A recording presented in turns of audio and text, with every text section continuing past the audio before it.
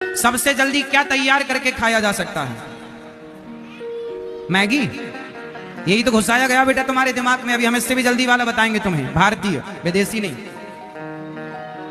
सबसे जल्दी तैयार होके आप मतलब खा सकते हैं, पेट भर सकते हैं और हेल्दी, मस्त, उससे हेल्दी कुछ नहीं। फटाफट क्या? दलिया, खिचड़ी। खिचड़ी में भी टाइम लगता है।